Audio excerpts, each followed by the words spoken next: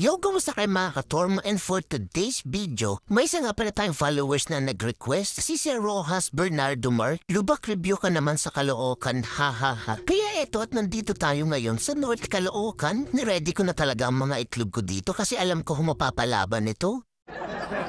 Kaya tara at samahan niyo ako. Dito pa nga lang may bumungad na sa akin na akala mo tunnel at talagang malalim. Kapag na-shoot ka, labas mo na malaria.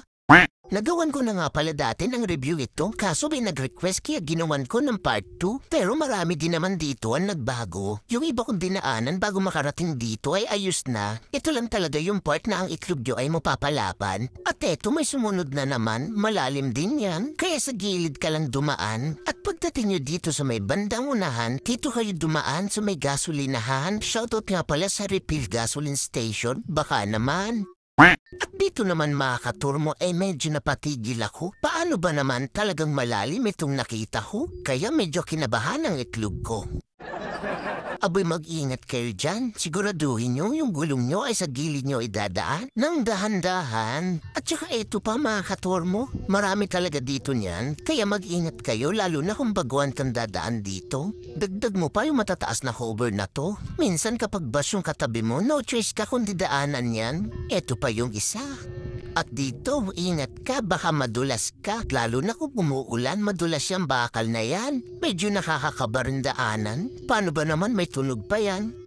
At eto na nga yung sinasabi ko, no choice na talaga kundi daanan. Pero joke lang, nagkasya pa naman. Pero dito talaga, wala na akong kawala. At eto, hindi biro pag na-shoot kayo dyan. Abay di na maitsurahan kung alin ba ang cover dyan. Ito nga pala yung time na minaramdaman na akong kakaiba sa aking gulong. Kapag pumipreno ako ay parang hindi na smooth at may lumalaga to. Oh no! Lalo na napadaan ako sa mga bakal na to, abay umuuga pa.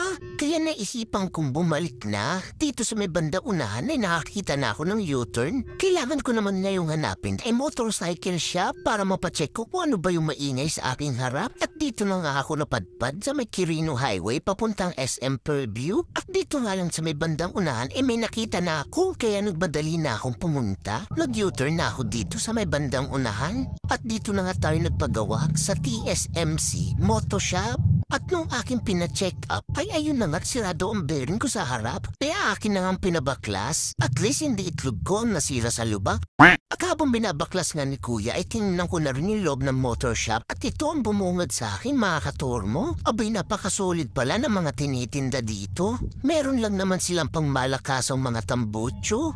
At pagka solid sun racing ang mga brand nito, lalo na itong nakita ko. Tingnan niyo naman yung tip ng tambucho. Ito nga pala ay pang Aerox, stainless triple tip with sensor, Promax ADJ power pipe, at syempre meron din sila ditong drive base tsaka pulley.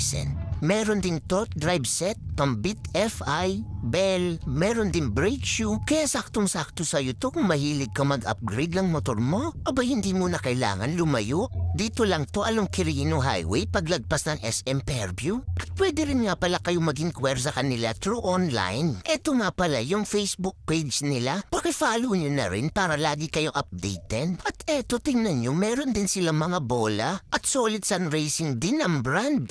At saka pulley bushing, clutch spring, brake pad, marami pang iba. Kaya punta na kayo dito. Kaya talaga namang nire-recommended ko to. Kaya eto at lumabas na ako at binalikan ko na yung pinapagawa ko. At sakto patapos na nang ayusin ni kuya yung motor ko. Buti na lang talaga at nakita ko tong shop na to. Abay kung hindi naayos ang bearing ko, sigurado mo papahamak ang itlog ko. Di bali nang masira yung bearing, wag lang ito. So let's go!